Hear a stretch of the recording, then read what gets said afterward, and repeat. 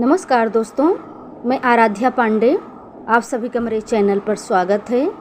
तो दोस्तों, आज मैं आपके लिए एक अवसान मैया का भजन लेके आई हूँ, तो आइए सुनते हैं।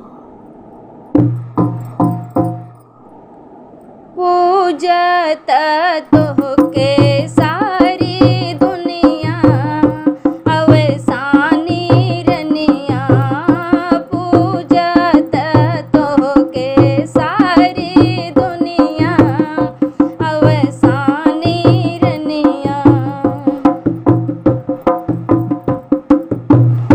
मनवा उदास होई, जियरा जब गाढ़े परला।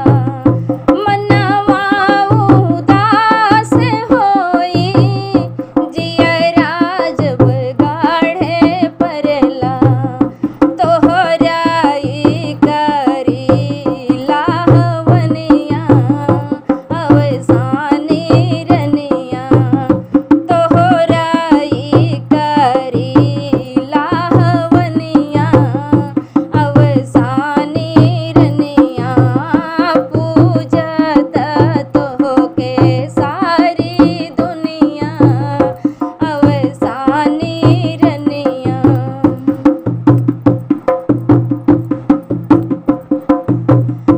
मनवा के आस पुरलू, तनिकऊ निराश न करलू।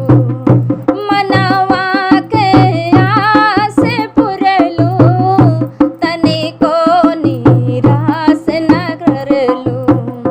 राखेलू सबके अपनिया, अवसानी रनिया। राखेलू सबके अपनिया, अवसानी रनिया। पूजत तोहके